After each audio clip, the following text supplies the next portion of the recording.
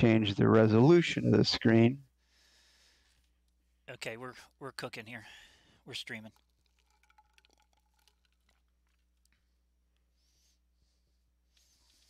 There we go. I had to change the resolution so it would.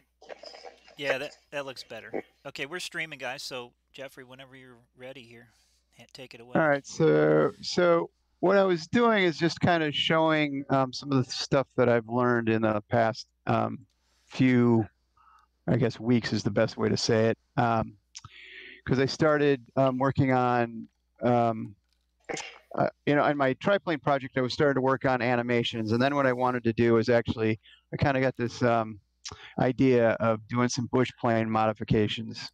And I love the Columbia 400, and I thought it would kind of be a gas just to have a bush plane version of it.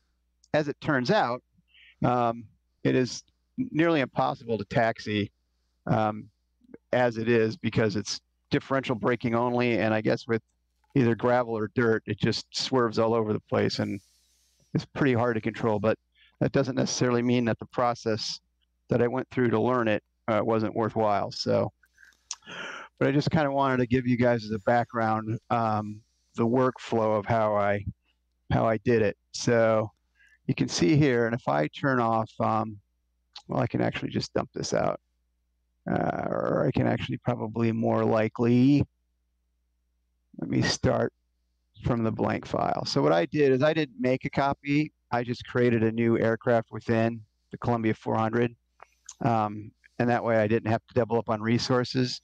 The other thing that I had in mind when I started doing this was to not have to create new livery files so that we would have double livery files. Like, I don't know if you guys use well, I know down when you use that Cessna 172 prop strike.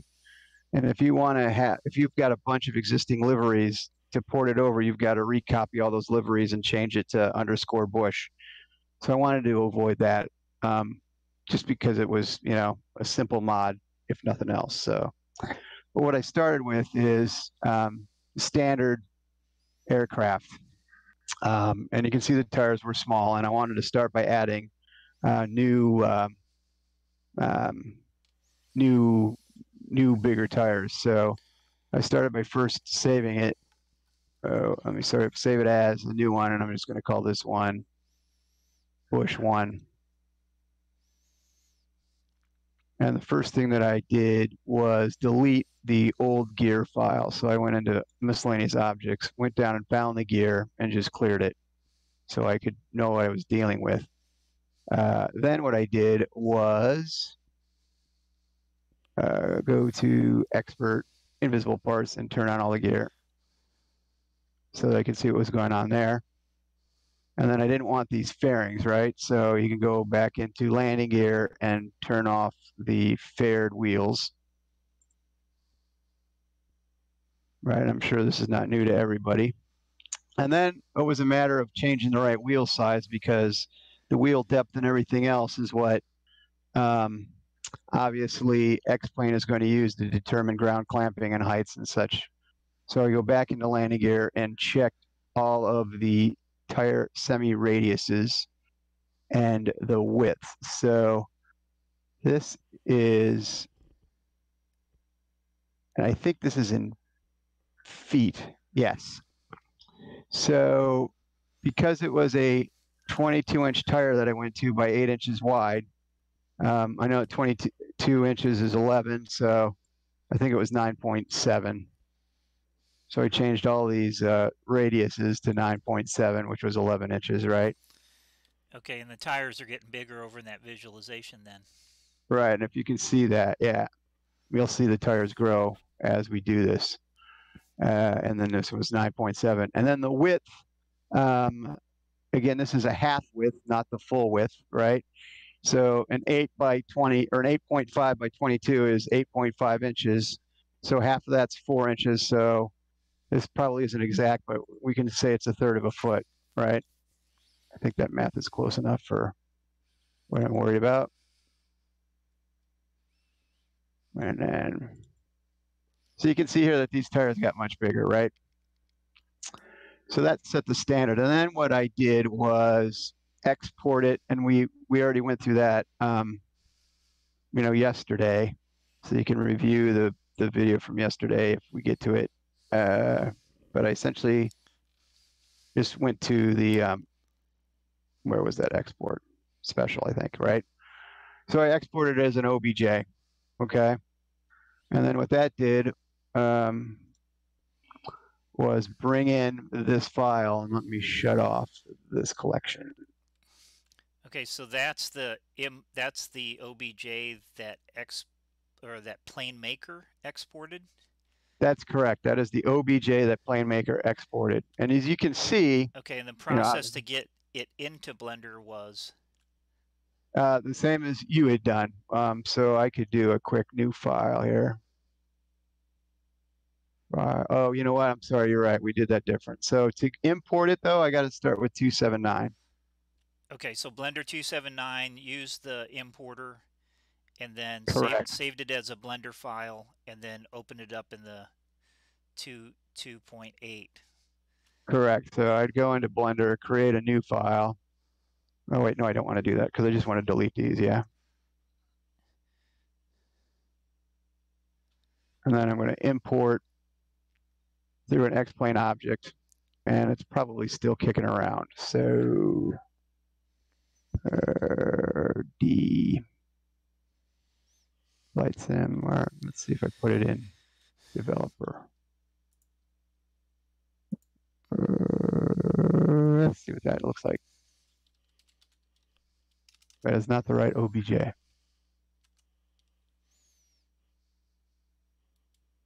probably got a texture error. Let's see. Perhaps it was in.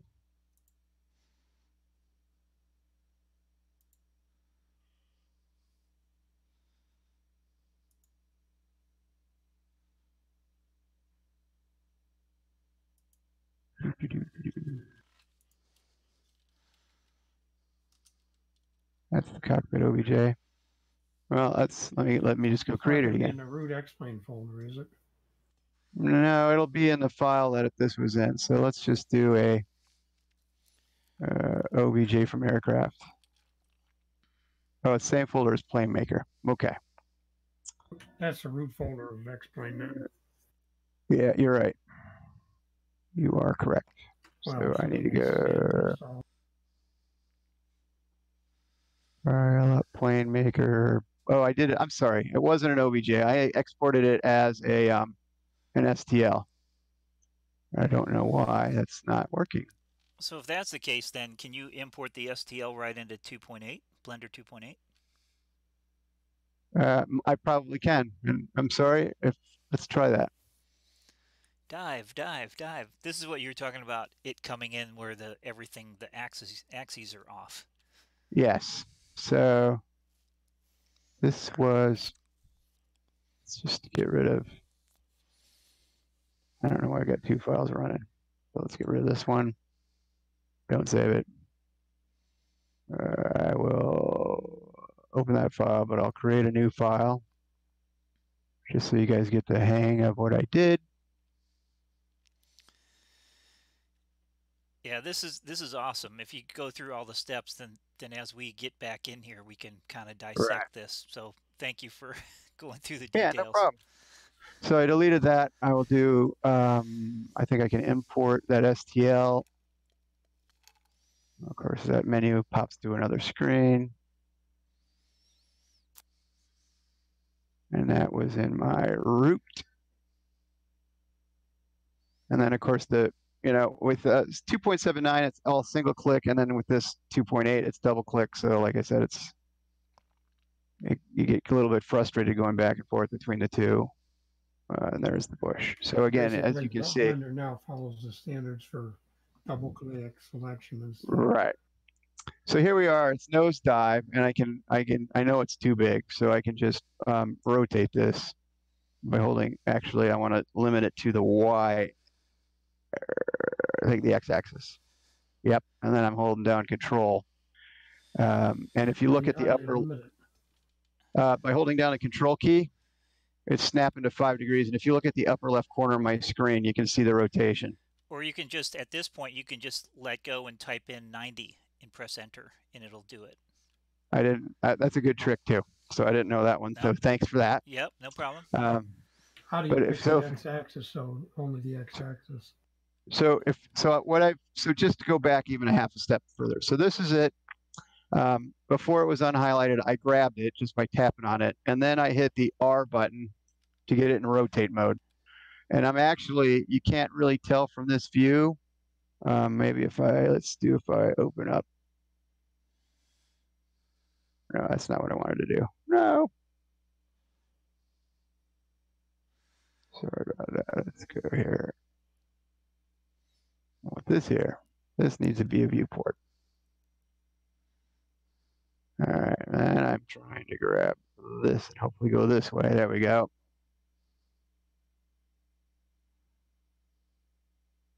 So I got a view here, and this is also collapsed, right? So you will see if I grab it over in this viewport and hit rotate, you can see it's not rotating on a kind of a normal axis. It's kind of off the longitudinal axis here, right? Yeah, so the rotate axis is whatever your viewpoint it.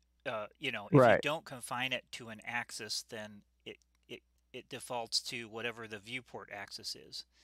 Right, which is goofy. So so anyway, what I did to your question, Dakota, is you can use the X key, the Z key, and the Y key to restrain everything to a particular axis.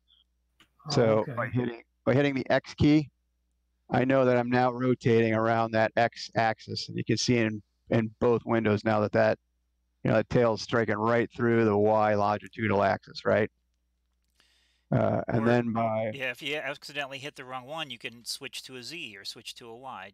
I could hit the Z right now. I could hit the Z right now, or I could hit the Y right now. Okay, so I'm going to go back to X, and then that is where my rotation angle is now minus 3,000. So I'm just going to hit 90, right?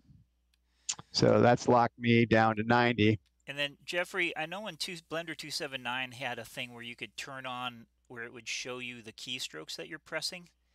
Yeah, and I don't know how to do that. Okay, I don't know where it is on this interface, so that's all right. Just keep talking through the keystrokes, and we'll make it. So then the other thing I want to do is scale it. And again, I don't know if I can. And I know because I think it's an English to a metric situation. So I know that it's 0.3048. So I just type 0.3048, and that gets me where I want to go.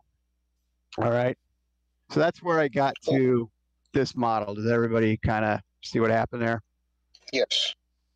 All right. Yeah. So I'm going to just quit this or close this one.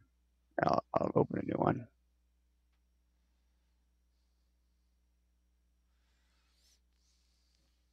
Then what I did was, I guess I could have saved the other one. Then what I did was import the other objects. So I could probably just do that again.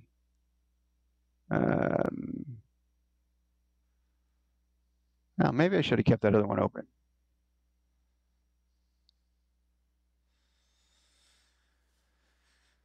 We can recreate that quick enough, I think. If you want to select all, just press. I can do press A. Yep. A will select everything. Yep. Thank you for that. Like I said, I'm still learning. This is the first time I've seen somebody actually run the 2.8 interface. I'm like, what is this? So you're doing great. Yeah. And like I said, it's I've only been using Blender since March, I think. So, and then I switched to 2.8 like 3 days ago or something. 2.8 is a fun time. I'll say that. What's that? 2.8 is a fun time. That's all I've been messing with since I started the ISR mod for the Kinger I'm doing. But it's a fun time, and I'm working right now with the Mall 3D cockpit. Is what I'm currently working on. Yeah. So then what I did from here was import. Actually, I think I had this. Actually, I did this in 2.79, wouldn't I? So, man, I can't even remember what I do when I do this.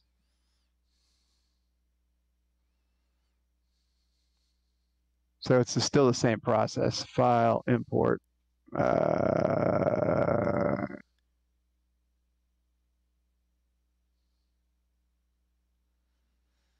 there's a shortcut to your X-Plane directory on the left there. Did it show up? Down a little bit. Right there. Yep. Thank you. You're welcome. So same thing, x-axis, 90 degrees, scale, 0.3048. Now let's see if this works now. So then file, import, X-plane object, and this is where I go back to the aircraft, Columbia 400, and objects, and brought in their gear. And you can see that object popped in, and this is what I was leading to you before, Josh, right? So this is where it translated in goofy. Yep. But if I move it to, I'm not really sure how do I change it to 000? It's easy to do that in 2.82. Do you know how I can just force it to? Yeah. So right now, that object is so the origin of that object is where those axes are at. So if you, on the right-hand side of your screen, right next to near the top, there's a little plus in the viewport. If you hit that little plus in the viewport window, there's a little gray plus just down, just a little bit from Okay. that guy. Yeah. Okay. That's yeah. All right. I'm gonna transform to 0. Yeah. Set your locations all to 0. Thank you. I knew it was somewhere. I would have found it someday. Yeah, that's what I ended up having to do on the fall cockpit also, because by doing that, it ended up getting it correct. Oh, so I think what I did. So those come in offset, but if you just set the origin back, then that's super easy to realign then. Yes, it was super easy to realign. So I got to there, right? And at this point, that is where I saved the file in 279 and reopened it in 2.8. So now you're caught up to at least this portion of that process, right? Does that make sense to everybody? Yes, it makes sense to me at least. Yes. So I've got, if you look over here, these are all the, the separate files that came in. And if we, turn this guy off, it would be quite easy to find out what they were. But I did that in 2.8. So now I can close 279. Dakota, are you keeping up with all that? So far. And which one we got open here? Let's do this one. So then what I also did was opened up the texture file by splitting this window open here. Go to my UV editor. And then up here is where you would load in the texture file from the, wherever it was located on the aircraft files. You know what I mean?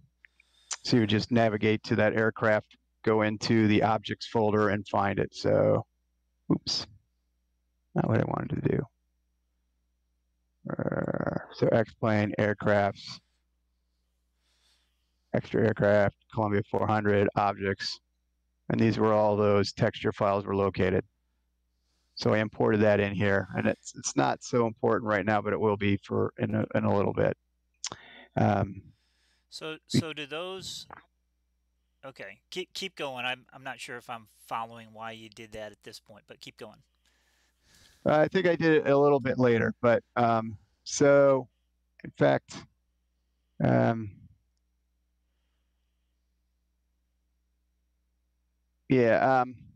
what I ended up doing then was actually grabbing the existing gear.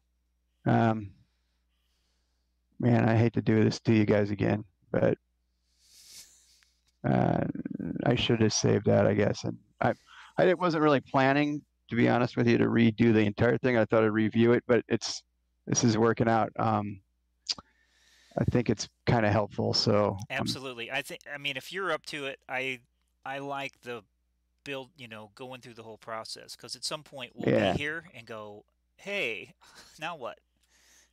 Right. Yeah, I'm so fine. X-axis 90, and the more we do it, I guess the better I'll get to. Yeah. S point. Oops. Hey, Melvin. 0.3048. Hello. That work. How's it going? Doing well. Good to see you guys. Happy Friday. Happy Friday. And then I imported my gear, which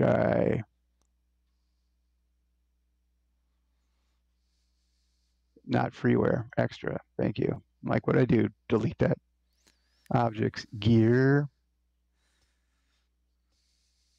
And I'm going to look so much cooler changing this now. See? You are a pro, my friend. Yep, true pro. we can change that in post-production, right? Absolutely. I'll just take out the first part. Can you group select them and put them all to 0? They maybe, but I don't think so. I got a bad feeling about this, but let's see. What happened to this one? Fixed some, but not all. Yeah, I don't. When you have a multiple selection set, I think it gets, each one has to go where it's supposed to go. If you scroll down on that right hand, not the far right hand pane, but the pane that you opened up the toolbar there, scroll down in that thing, and I think under maybe under display is, if you spin the display thing open.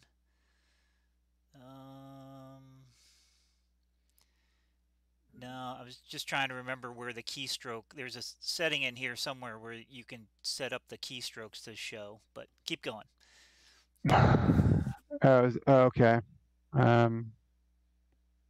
View. Well, if somebody wants to Google it and let us know, we can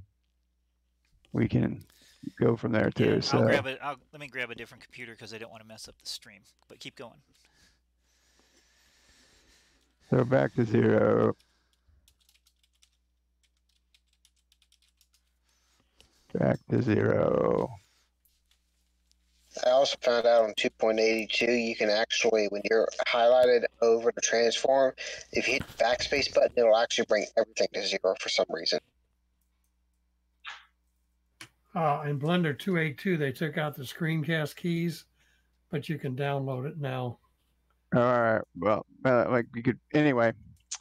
So we've got everything back to here where we had it before, and if I turn on my wish model, that's available, right? So then what I did was do File, Save As, and actually this might have been the original Blender file I did here, but we'll do, we'll call it C400 wish temp. Save that. And I think I've got everything I wanted for my gear mod, so we will keep this open this time so I don't have to rebuild it for a 5th time. And over here I'll open the temp file. So now I brought that 2.79 file into 2.8, and if I save it at this point, there ain't no going back to 279. But if you look, all things kind of, just the nomenclature changed from the different interface from 279 to 2.82. So these look a little different than they did, but I still have control. So what did I do to create a new collection? I think I did that new.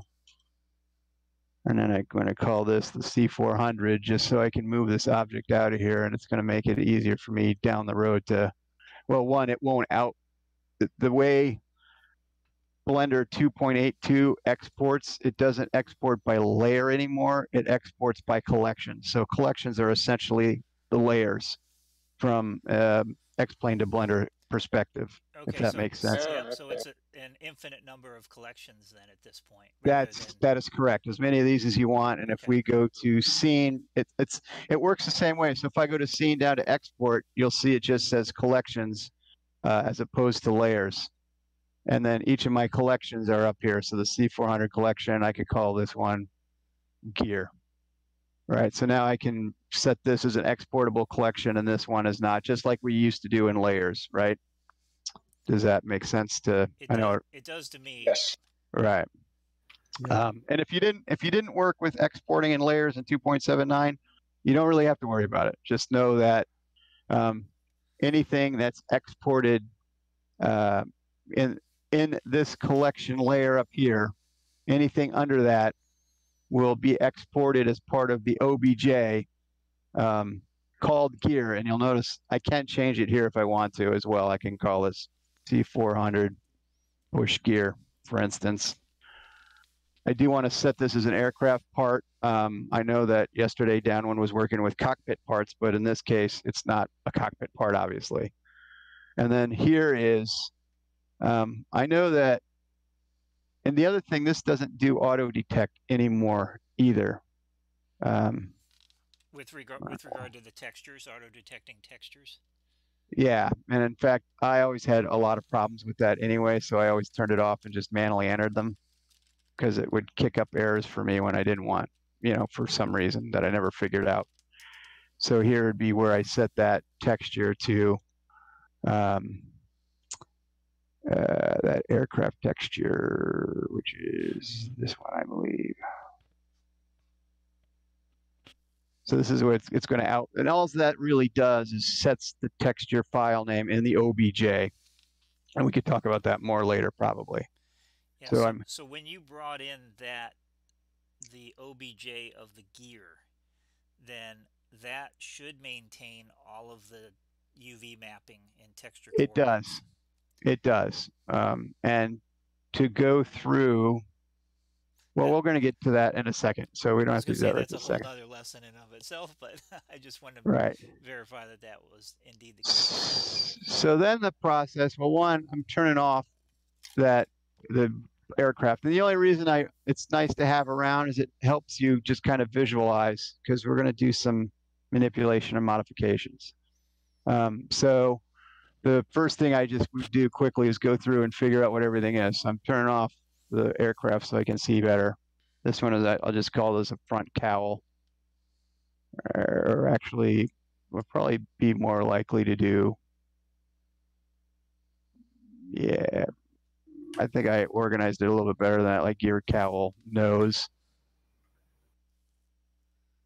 And then this is interesting. So this process, you don't necessarily need to rename things, because it will ultimately, when you export the object, it recognizes that name that you set in export collections.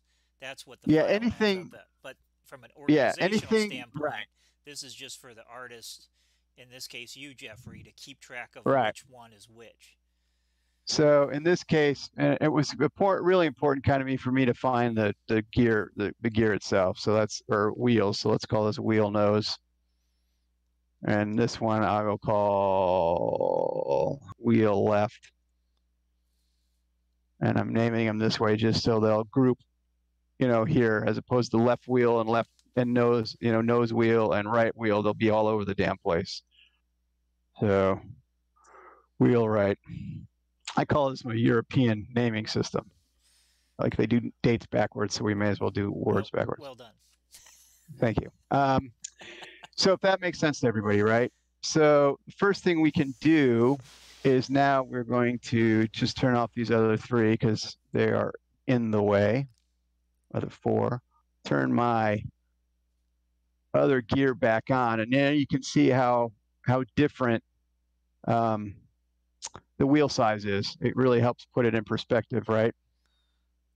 So the other keys that are important that can be used to great effect on the number pad are the 1 key, the 3 key, the 7 key, right? Because it forces you into top view, back view, and side view. if you hold down the control key, I can get the front view with using the number pad. So control 1 is front and control 3 is left side versus right side. So that's control 3, 3, control 3, 3, right? And 1, control 1. Another important thing here is to not work in perspective mode, but to work in orthographic mode, which is 5, I think, on the keyboard. That's correct. Okay. So if you can see this, I'm spamming the 5 key. All right, so you can see the difference in, and the thing is, when you get into, if you stick in ortho mode, things that you move will tend to remain in the axis as you move things up and down, right? So if I were to grab this and grab it and move it, it's going to stay on the X and the Z at this point, and not correct, and not the Y, because you're forced it's not moving in and out. Orthographic view. Yeah. But if I was in perspective mode, I think it might be the same, but it does some very strange things interpolating between, I think, where the cursor is relative to even what you're looking at, and it gets really goofy. So if you stay in ortho mode, you're pretty safe, if that makes sense. So what I'm going to do is grab this tire, and the first thing I'm going to do is grab it and just kind of eyeball it, because it really isn't that critical. And then I'm going to scale it.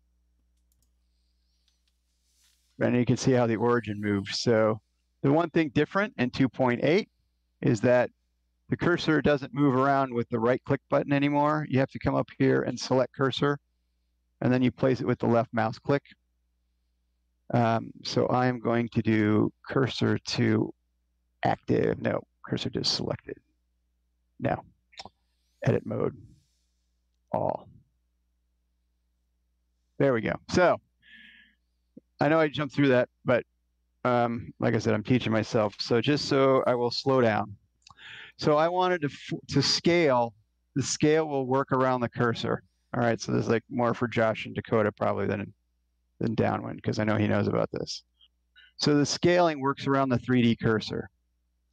So I wanted to place the 3D cursor in the center of this tire. Right, you can see the 2 tires. The only way to get it to do that, though, is to be in edit mode, and you can switch to edit mode with the tab button. So tab, you can see all the vertices and the faces pop up with control points, so I could grab these and start moving them around if I want to. So by going into edit mode, I hit A to select all, and then Shift S. And then I know this is different to Downwind, but it pops up this quick menu. It would have been like a pop-up menu before. Yeah, that is actually, that used to be an add-on in 2.7.9, but in 2.8 they incorporated it into the main distribution. That rows, that pop-up row selection thing, very handy. It is handy, and then you can actually use the numbers, not the number pad, but the numbers. Let's see if number that work or not. Let's see. Yeah, so the numbers actually, the number pad does work. So if you see cursor selected as 2, I can just hit the 2 button. And it's, do you know how to, I forget how to change the viewport so it rotates around the origin. It's the asterisk. It's that little comma asterisk thing at the top left of your keyboard. I just did it right here. Yeah, I just did it right here. So I went to the view pull out, and changed lock to 3D cursor. So now I'm rotating my view. But you can see if I go to the back view, it's centered. If I go to the side view, it's centered. And if I go to the top view, it's centered. So I know now that my 3D cursor is centered. So I'm going to just to inject something here. If you're not in edit mode, then what it's doing is it's actually moving the cursor to the origin of that object, which happens to be the 000 location, like of the main object, right? Is that what was happening? Yes, I think so. And then I'm going to move these origins before I animate, because the animations that you do in the rotations rotate around the origin point, not the center of the object. So that's what I need to learn how to do, is change the origin so that I can get my I'll show you how to do that, because if I go to object mode and I let the 3D cursor is where I want it, I can use that same Shift S and do, oh no, I lied. It's object button. And now I lost it.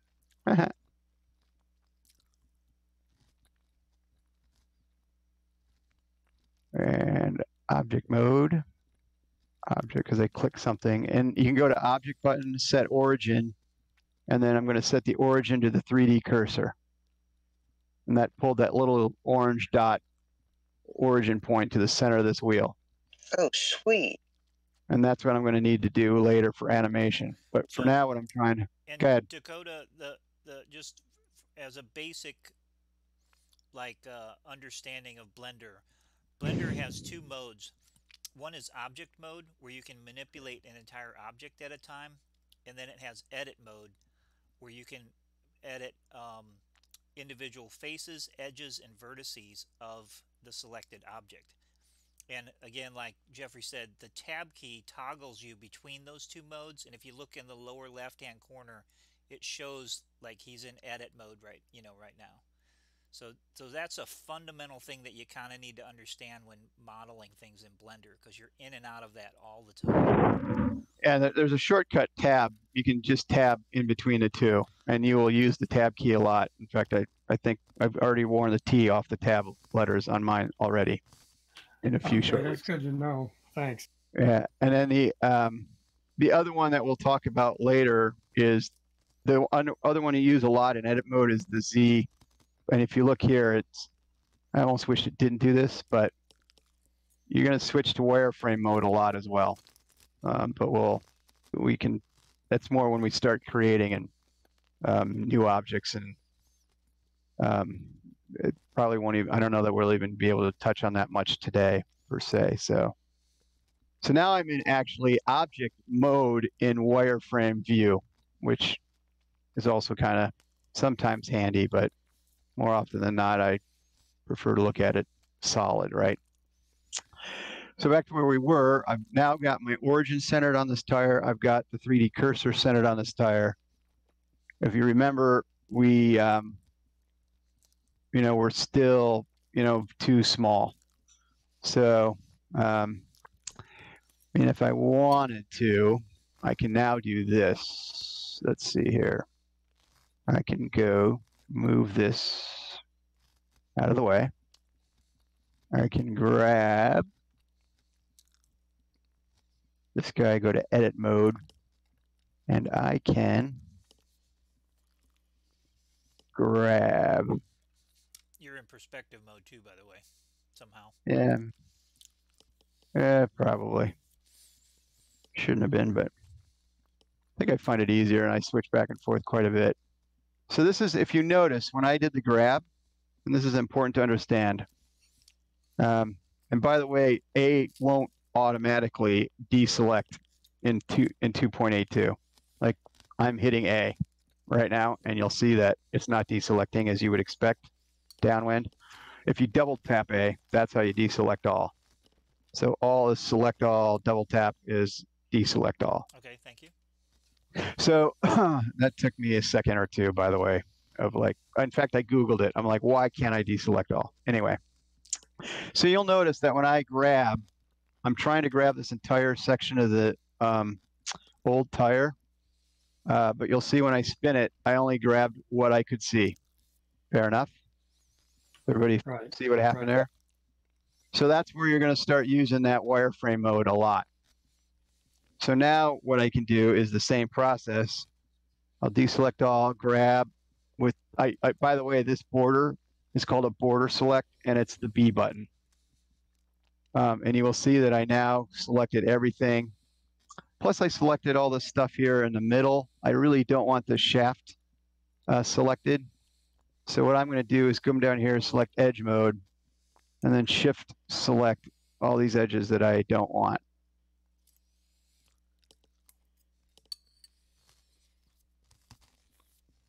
I might have been able to do it with a group grab. In fact, but I didn't want to risk it. In fact, I'm sure I could have now that I look at it closely.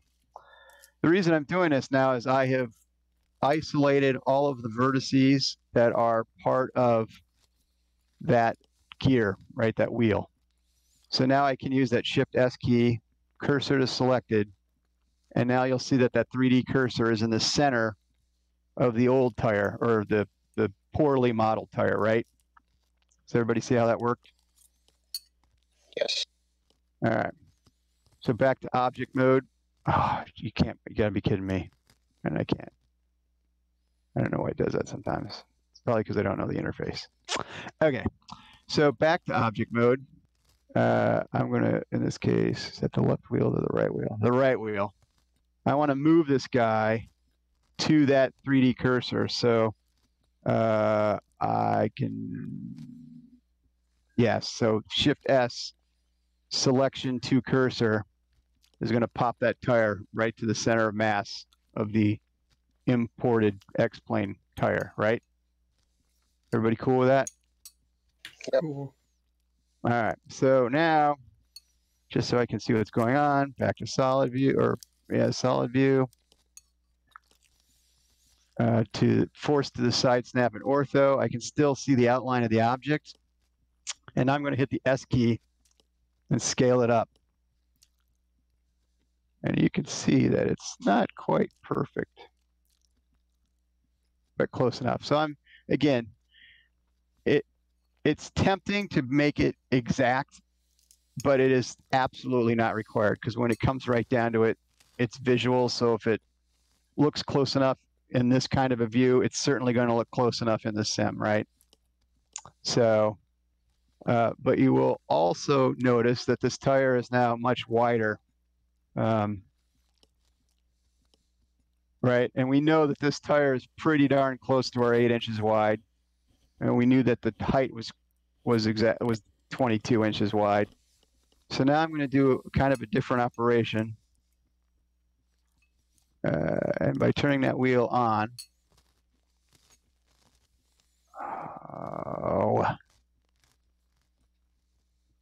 You're in cursor mode. You need to go to select box mode. What's that? You're in cursor mode is what I was saying. Yeah. Oh yeah, thank you. That's what I keep forgetting in 2.82. So I want to change the width of this too, right? So it's still the same command to scale, but if you watch what happens when I hit scale, it's also making it smaller up and down wise too in the Z-axis, which is not what I want, right? So just like we had those X, Y, Z keys, I think it's X that I want, right? So now I am only scaling it along the X-axis. Oh, okay. So you press S to get into scale mode, and then you press the axis that you want to constrain it to. So you press S and then X, and then move your mouse. And then you'll also see that the scale will continue to keep scrolling, right? It doesn't limit you to the edge of the screen.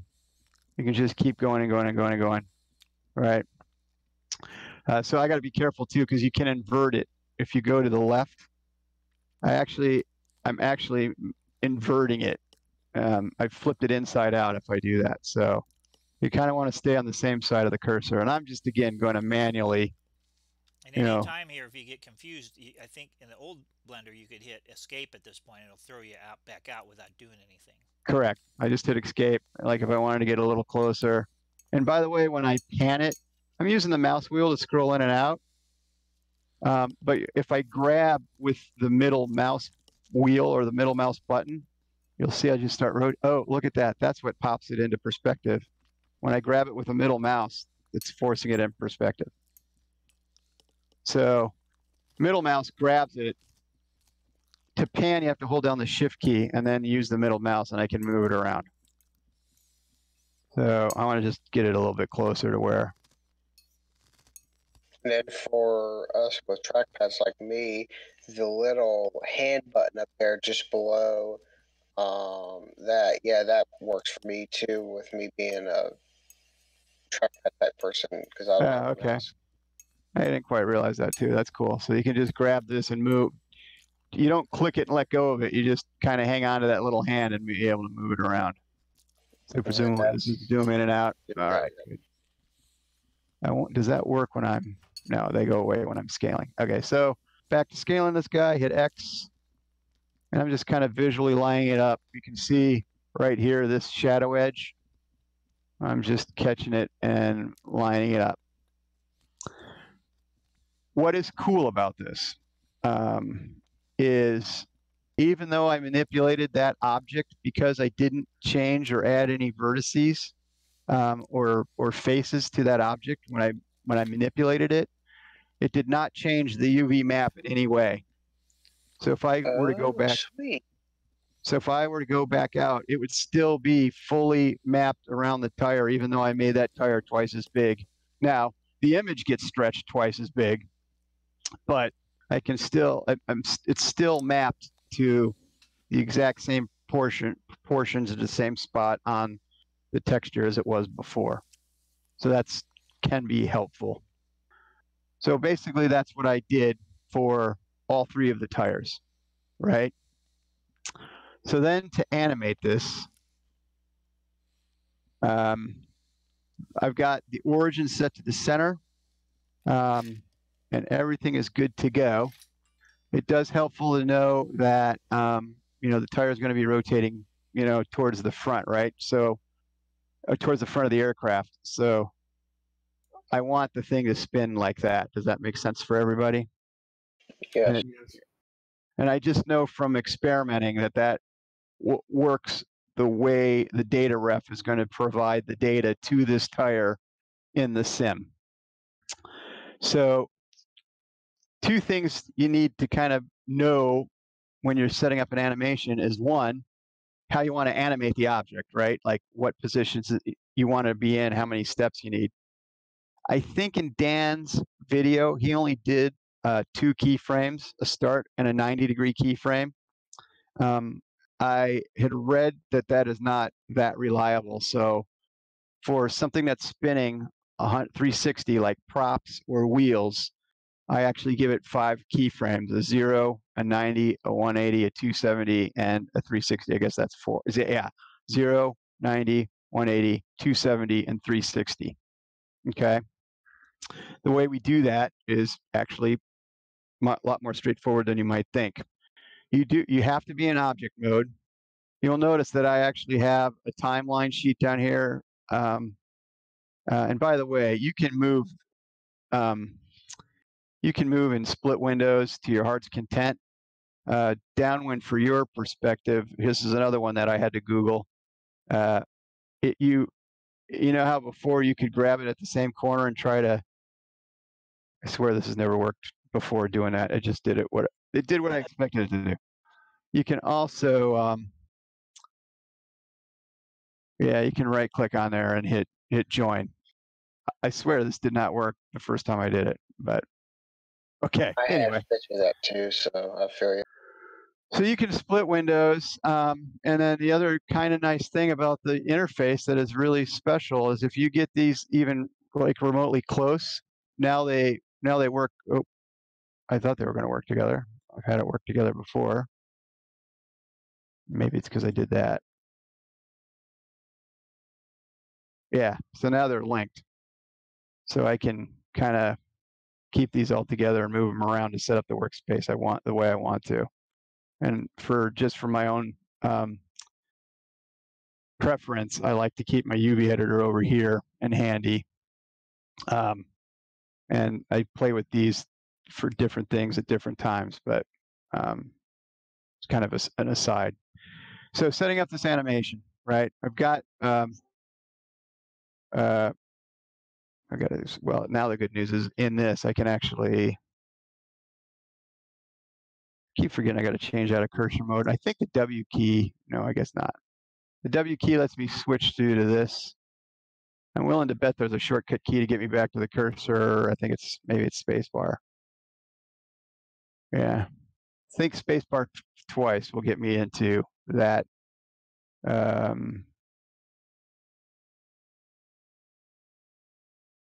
So see spacebar twice is cursor mode. And spacebar B is select backs. Yeah. Okay. So I'm kind of I learned that as I went.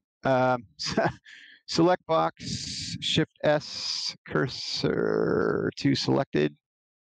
So we're good to go there. Side view mode.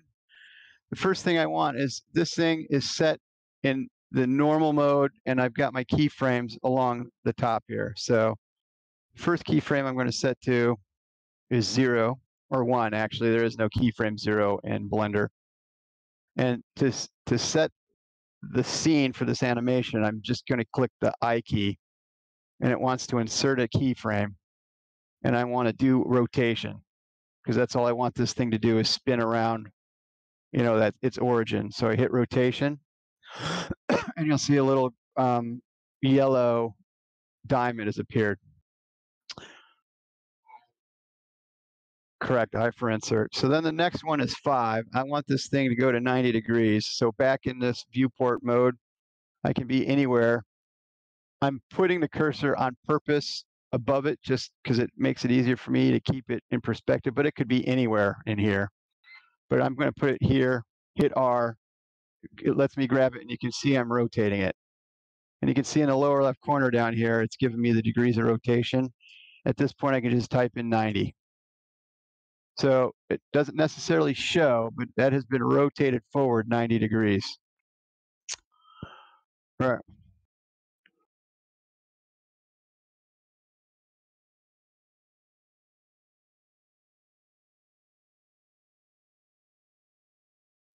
Cool. Let's see. It might work. The other thing that I probably should have done, so let's do that first. I'm going to go back through and delete this keyframe. Oops, that's Alt-I, I think. Alt-I is the delete keyframe. The other thing that you should get in the habit of doing, if you ever scale an object or rotate it to a correct position, you should be in the habit of going to Object, Apply, All Transforms. Because if you don't, and things can get really weird when you're trying to rotate, because the rotate animation will take it from the original position, not the position that you had rotated it to originally. It just really strange things can happen when you get it into the sim. Object selected when you did that. What's that? You didn't have the object selected when you did that, and you still got a keyframe. That's why I didn't. When I deleted the keyframe, it wasn't selected. So back to your object, apply all transforms. This guy's at 90, so we want it back to 0. All right. So that's where I want it. So now I'm going to insert my keyframe. Rotation. I can change this to 90. And I can hit I here. Oh, yeah, I got to move my playhead. Oops. I can just hover here, right? I've never tried this before. Nah. All right, so I rotation. So now I've got a keyframe at 0 or 1 and a keyframe at 5. And if you watch, I can scroll through these keyframes. It's not doing it because you still didn't set the initial keyframe to 0. Oh, look at that. What I found was you have to set the rotation, then set the keyframe, then set the rotation, then set the keyframe. You can't, for some reason, edit the keyframe that I found. Yeah, let's go. I think you can. Right-click the keyframe and see what it does, maybe. Not sure. That's 0, right? Yeah.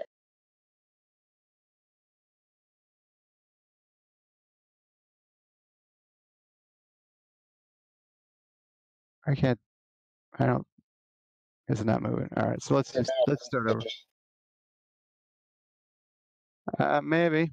Let's just start over.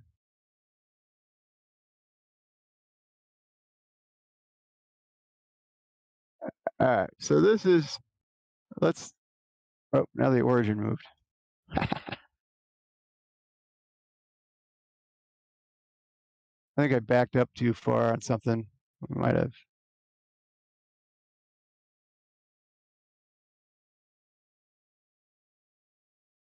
Do I have to be in edit mode for that?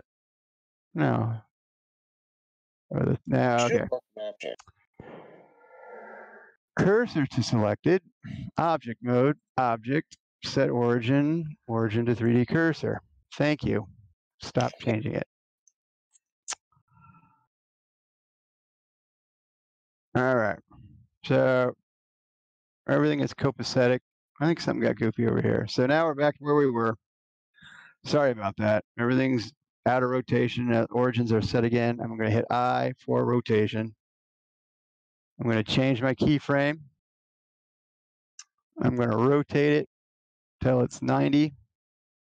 And the x-axis? No. No.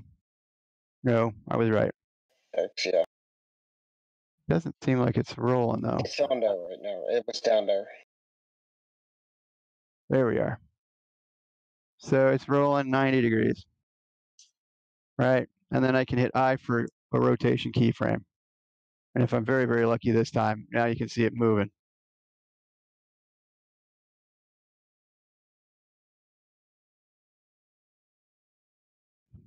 Oh, duh. Duh, duh, duh. Ha ha. Thank you. Yeah. Like I said, I'm still learning too. Right. So Yeah, that's, means there's not, so you can edit it. yeah. So thank you for helping me through that. All right. So here, keyframe 10. Let's experiment. Right. We'll switch this to where it'll be 180. And then let's see if this works before, like you expected it to. Yep. I-10 did it. So, correct.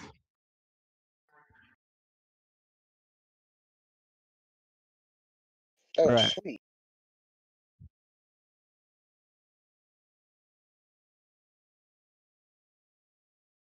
Cool. Well, I just learned something that's going to save me a ton of time. So I appreciate that. Yeah, no, good. So like I said, I've been using Blender for what, 6 or 7 weeks. So this is my workflow. I stumble through crap and then fix it. So if you see now, as I pull this playhead back and forth, you can see that that tire is spinning. Right. All right. So now what we need to do is animate this object, and I'm sorry, connect that object to a data ref.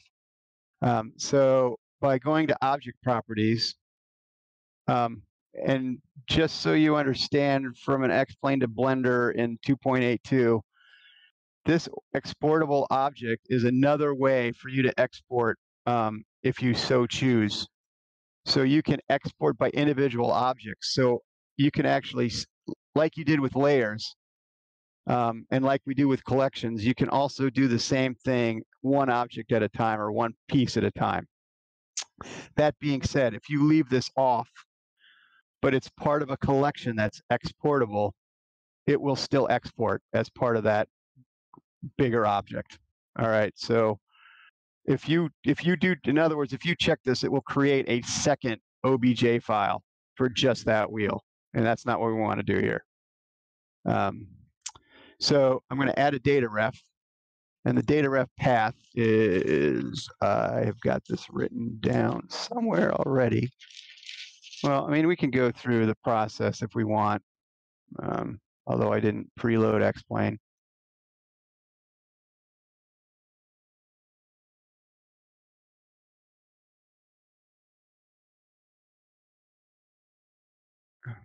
Oh, thanks. That was the first one I ever did.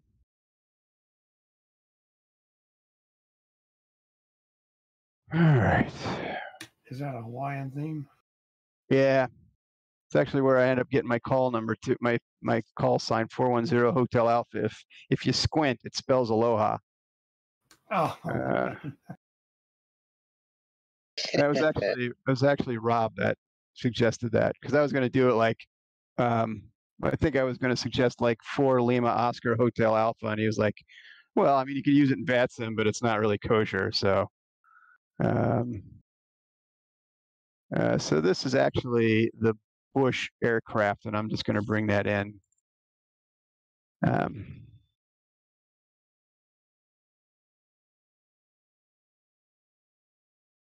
Yeah, yeah. So, I mean, I know it is tire. So I think sim flight model tire rotation angle. In fact, how I got it last time when I did this, when I was doing this mod earlier this week, is from my triplane. I had started create. Where did that go? Maybe I moved it out of here. There's also a list of data refs and commands in the plugins thing, I think.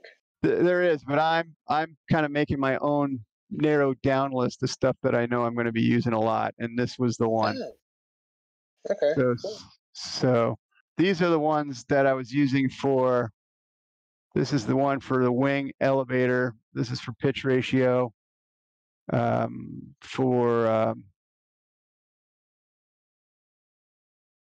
don't think I ended. I didn't use this one. I used the wing 1 L elevator 1 def. Even though there were, well, we'll get into that at some other course. But even though there's 2 elevators, they both work alike. So I used the same for each. And this is your left rudder deflection, left aileron deflection, right aileron deflection.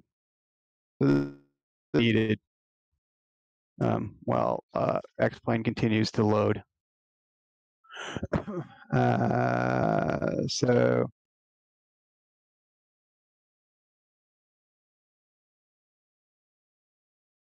there is not. If you look, no. If you look, this is actually has an array. This is my trick. This is my tip that it is an array. So, oh, maybe I should turn off track IR.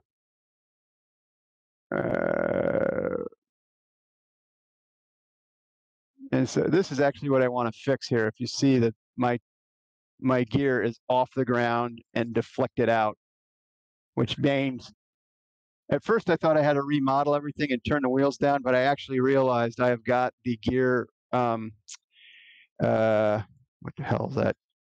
Deflection inverted in my head. So nose deflection, probably been easier to fire. I'll start it up. The nose compression works pretty good, and you can see the front gear is clamped well, but the back is clearly screwed up. So that's what I was going to fix, but that's okay. This is, I think, useful. And here you can really tell that it's off the ground. So plugins, I actually used this I used to use this one all the time, and I'm starting to like this one more. So I knew I was looking for something with tire, right? So here you can see, I don't know if you guys can see this okay, but here you can see the tire rotation angle in degrees is what the one I was looking for. But correct, because you can have 10 sets of landing gear on an aircraft. And I don't tell me why you would need that many, but I'm sure with bigger planes and all kinds of gear. But I know. I don't think it's per wheel. I think you can set gear that's multiple wheel gear as well. So I just haven't played with bigger aircraft to know for sure. But this is an example here of, we had a choice to make, because there's, is it tire rotation angle in degrees, or is it tire rotation speed in radians per second that I want? And I think anybody would agree that angles and degrees is much easier to calculate and figure out and animate than trying to figure out what I would need to do for radians per second. So that's how I picked that data ref. Does anybody have any questions on that? And if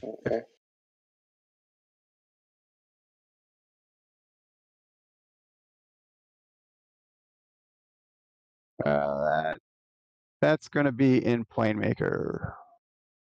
Thought I had it open already, but I guess I didn't. So if I go to standard landing gear, they're numbered 0, 1, 2, 3, 4, 5, 6, 7, 8, 9. So yeah. So I know this is 0. And then how would I figure out it's honestly, this one, since I knew is different than the others, that's obviously my nose gear. And then you can actually cheat if you want to and do something like show the fared. No, it's not. That's hidden. Sorry.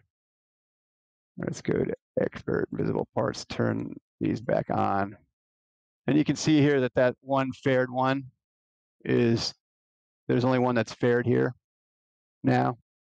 So you can kind of cheat and figure out which one is which. So now that's me. My left gear is the one that's fared. Right. So now I know that index 1 is my left gear, and then just to double check, that should mean my remaining index 2 is my right gear. So the wheel I'm working on is index 2, right?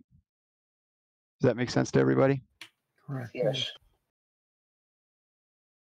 Yeah, 0, 1, and 2. It's 0 indexed, right? So, and because this is the only one fared, that's the wheel I'm working on. I know it's 0, 1, 2.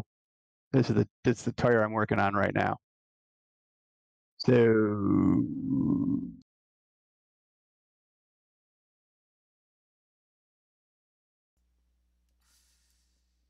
oh, that's the good one. This is the one I've been fucking around with. Okay, sorry. Oops. I have to edit that one out too. So data refs, right? I know is sim. I don't know if this thing will find it. So you can copy that. You can copy that entire thing out of the data ref tool back in X-Plane. Let me go. Oh, there it was. We wouldn't believe how many. Find it and just click on the name, and then now you have a cursor in there, and you can just drag and hit Command C or Control C. Right. So I guess that didn't work. You didn't. You Try gotta again. you gotta select everything. You gotta highlight. I see. There you go. I missed that before. That helps. And then my index was 2. So I've set my data ref properly. I do have some options for animation type. Show and hide is going to be pretty handy to have at some point because I'm actually working on another mod, which I might show you. I'm actually taking a model Lego Batwing and superimposing it over a Viper jet. And I'm going to need to use these to show and hide the interior cockpit because they don't disappear when I'm looking at the outside of the aircraft. So, and Jeffrey, you're coming soon to a simulator near you. Is how I use the show and hide animation to display the trophy that I'm making. That's going to sit up on your dash for winning. Nice. Perfect. Okay. Perfect. All right. Perfect. So, and I was actually thinking about this. This would be something you would probably need to do, like, I don't know, if there was an animation, like, let's say, I know your fuse popping out, for instance, would be one where if you wanted to have a different texture map to it when it was popped out, like, I mean, I guess I can't think of a good example, but where you would need to have 2 different animations on top of each other, then it's really handy to, turn one thing on while you're turning another thing off. Yeah, so like the trophy thing, like I built, there's a set of, I made a thing for Slant Alpha Adventures where you can see a pair of the downwind sim binoculars in the plane, but you have to have the cargo weight set to a very specific weight for them to show up. And so that's the trigger, show if the cargo weight equals this, or is in between these two values, and then and if not, then it hides it. Yeah, and I think Oh, I actually did use that. I have used it already for my triplane because Manfred, my pilot, oh no, I cheated. I did it a different way. Here, never mind. I think I set it as an interior cockpit object. Never mind. Okay, so I'm setting the data refs and the values for the data refs, and again, it is important to understand. And sometimes it takes, loading into the simulator and looking at that data ref and moving the aircraft around to see what values you can expect in certain position or certain actions. So in this case, through experiments from before, I knew it was pretty much straightforward. If I set this to 90 degrees, it's going to be 90 degrees relative to how it's showing in my animation in Blender. So in this case, as we recall, keyframe 1, we had a rotation set of 0. We can see that here. So I want a 0 here, and then I'm just going to click this little button, which adds the data ref keyframe. Then I'm going to shuttle forward to keyframe 5. We can check up here, that's a rotation angle of -90, but in this case, it's going to be different because I want it rolling forward 90 degrees. So I'm setting 90 here. Tab to accept the value, and then hit that button, and you can see it turned yellow. If I go back to my shuttle head, as I play through those keyframes, you can see that data ref change from 0 through 90, right? But if I go past 90, nothing happens, right? So everything, if I were to leave it as is in the sim, it would rotate to 90 and then sit there for 360 degrees and then snap back to 0 and rotate another 90 degrees. So we got to keep moving forward, obviously. So now I'm keyframe 10. The value over here needs to be 180. Set that keyframe. Come back over to the playhead to 15. This one we want at 270. Set that keyframe. And then finally, we want to set this, keyframe to 300. 360 maybe. 360. Let's do 360. Because this is in English degrees, not metric degrees. That's why. Somebody was supposed to giggle. Okay. Anyway, so now if we run through this playhead, you'll see it's a smooth numeric transition between.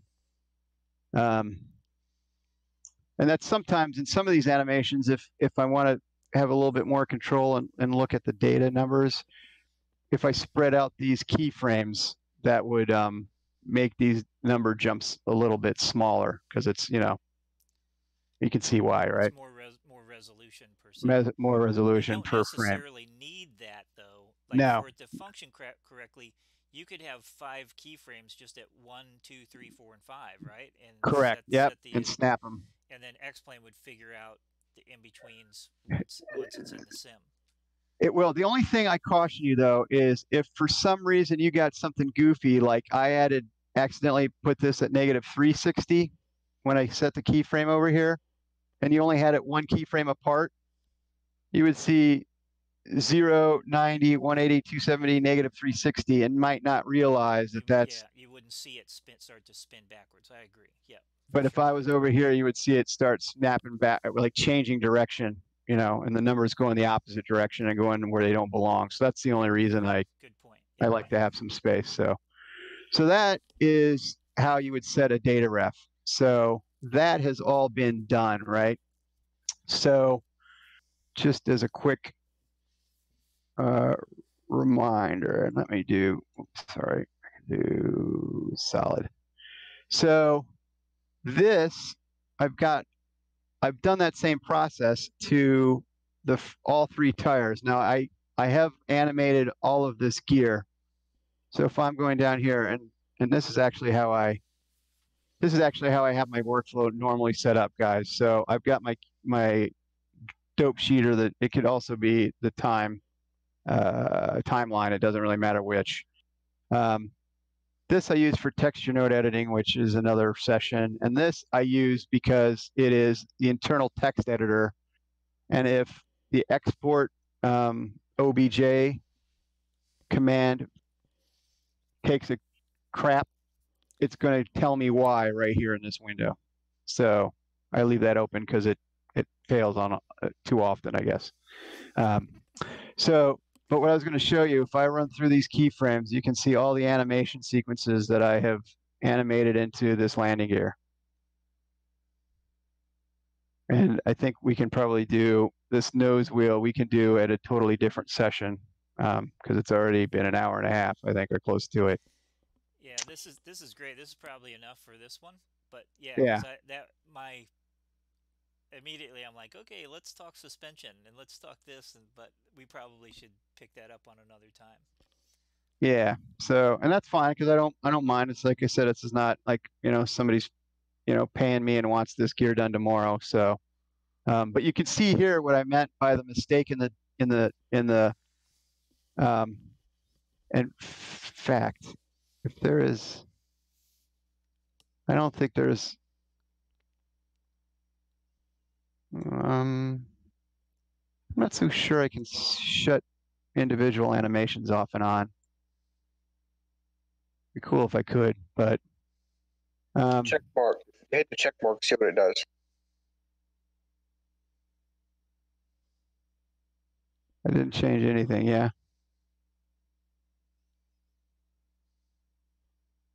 No, it's still all continuing to, because you can actually see this wheel is spinning, especially if I do something like go back to material preview. You can really see that tire is spinning around more, right? Right. So this one, yeah, the nose gear is, you can see how the nose gear compresses, right? That's fully extended, that's fully compressed. So in the sim, the nose gear tends to stay compressed, but I guess when it's resting, it's more compressed, right? But the rear gear in normal mode is basically is what I really want it to do is look like this, but then droop down and hang down, right? So I actually have to reanimate this so that when it's fully compressed, it's in this position, and when it's not under compression, it's going to droop down and hang lower. So right. That's what I'm going to do the next session. And cool. Is this still the same thing where like none of these animations came in, where none of those. You're having to reanimate everything. Yeah. Now keep in mind, yes, and I had to kind of change. Yes, I had to reanimate everything. I had to rebuild everything. So if I had AC3D, it would be helpful. But like for instance, though, this object wasn't created. I had to make this little wheel bracket. Oh, you had to make the nose fork extension? Yeah, I had to make that because the other one was just a simple fairing that, didn't even really have an axle in it. Yeah. It covered all that magic. So, obviously with the bush plane, I needed to expose the magic. So I had to make that part up quick. That looks great. At any rate, nice. And then the other nice thing I got away with here, and again, we can go into more details on another session, is if I go to, I'm just about finished, kids. I promised my family dinner at 8, so they're looking at me and actually, I don't know if you've ever seen should we eat the him Minions, the Minions, where the guy's like banana. That's what I'm getting right now. So what I did was we'll go to edit mode here, selected all the vertices, and you will see up here in this UV map. Oh, come on, man.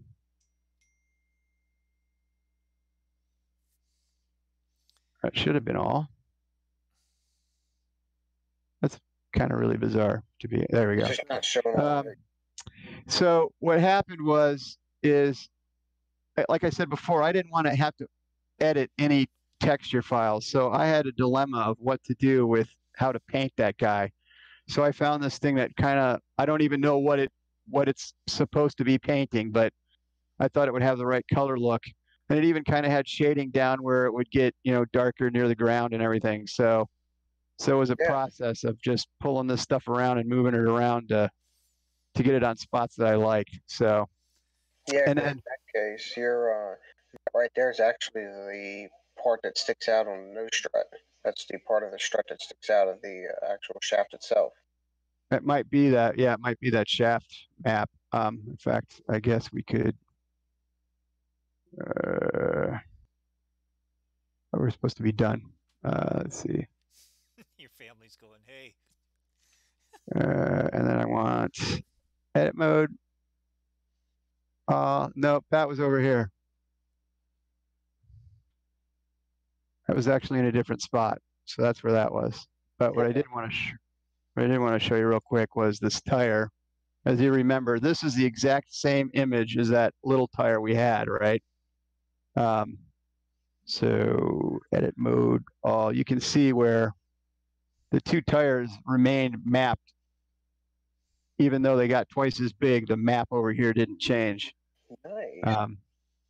What I have found, though, is that it doesn't center well on the tire, and when you watch it in sim, that white stripe kind of wobbles. And then I was like, well, that's too bad. And then I looked at the original, and it wobbles in the original too, but since it's covered by a fairing, you don't really even notice it. So that's a problem for another day. But anyway, guys, that's kind of bringing you close to where I was going to want to be getting tonight, so we can, do the rest some other time. Okay, Cool. that sounds great. I'm going to cut the stream off then, and for the stream's sake, we'll see you next time.